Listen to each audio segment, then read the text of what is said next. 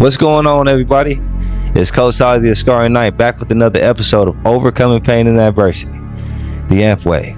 But before we dive into episode 13, in episode 9, I taught you guys how to protect your identity by navigating it through internal boundaries. In episode 10, I taught you guys how to stay centered by understanding emotional detachment. In episode 11, I taught you guys how to go in command mode so you can lead any room that you step into. In episode 12, I taught you guys how to shift people's emotional states without force through the power of emotional influence. Because once you can regulate emotion, the next level of leadership is reading people before they ever reveal themselves to you. So here in episode 13, we'll be talking about the art of strategic connection. When I say strategic connection, I know you're probably thinking, well, what does that mean? Let me tell you, most people connect emotionally. Leaders connect strategically. I really need you to understand that, because the key here is not to misunderstand this word, because the word strategic does not mean fake. It means intentional. Strategic connection is the ability to read emotional patterns, decode emotional shifts, observe inconsistencies, identify motivation, and adjust communication in real time. So always understand that this is where you combine awareness with discipline and build your foundation, because connection without awareness is vulnerability, while connection with awareness is leadership. So as we move forward, here are the 3 levels that I need you to know first when you are reading people. Level 1, I need you to observe without reaction. I say this because most people react before they observe. They hear the tone and they respond emotionally. They see the attitude and they escalate from it.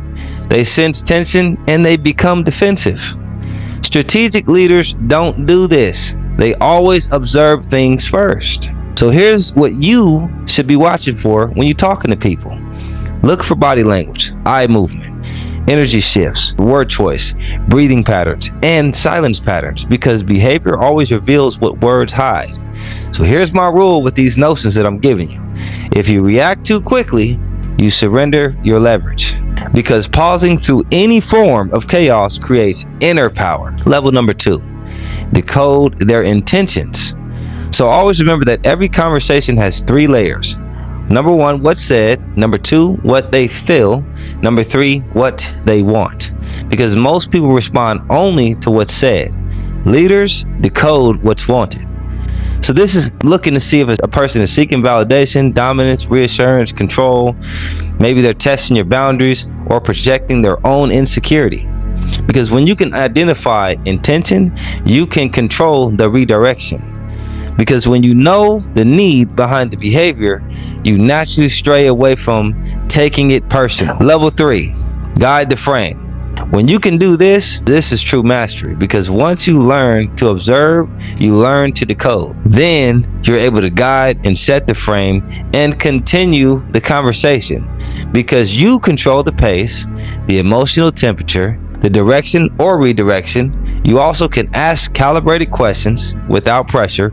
You avoid defensive positioning and you anchor the outcome. Most people don't realize it, but when they argue, it's usually from inside of someone else's frame, not theirs.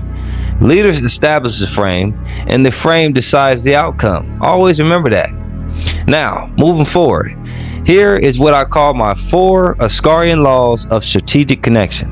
Law number 1, silence always exposes the truth. Why do I say this? Because silence makes nervous people talk, and it reveals insecurity and creates pressure without aggression. So always remember to use it. Law number 2, calm questions control chaos. So when someone wants to escalate with you, ask a question like this: help me understand what you mean by that. See, calm questions like that slow emotional momentum, because curiosity is disarming. Law 3, never defend your identity. If you know who you are, then you simply remain calm and don't lower your frame by arguing about senseless things. I say this because defensiveness signals uncertainty, while certainty never does, because it does not shout. Law number 4, adjust without losing your core. This is important.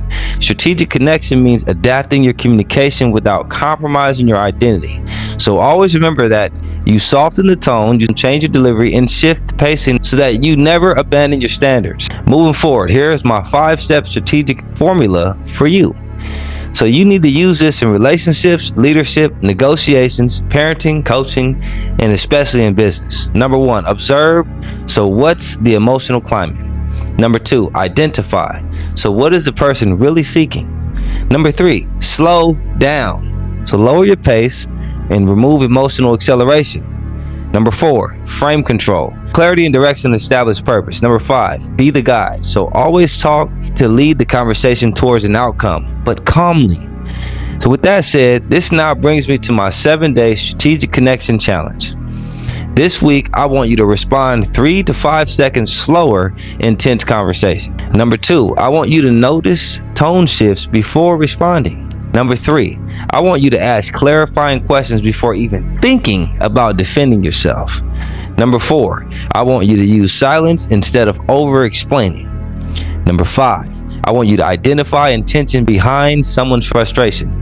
Number 6, pace control. So control the pace and the conversation will flow naturally. And number 7, I want you to journal what you observed and what you missed. So as I close this episode out, I want you to always remember internal boundaries give you protection. Emotional detachment gives you control.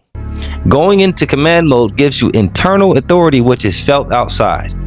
Emotional influence gives you elevation. And strategic connection gives you precision. Because leadership is not reacting to people, it's understanding them. My father once told me this. He said, son, the day you learn to read a room is the day you learn to seize it. So how I took that message is guide the frame or be guided by it. So take this all in, because you always have to remember to decode others' intentions before you can answer to their identity instead of focusing on the emotion. So with that said, stay locked in, because episode 14, we're going to be talking about the power of controlled detachment in high-stake moments. So in other words, how to stay sharp when pressure rises, move cold when necessary, and protect leverage without losing your humanity. Like I always say, you keep watching, and I'm going to keep cranking. I'll see you guys on the next one.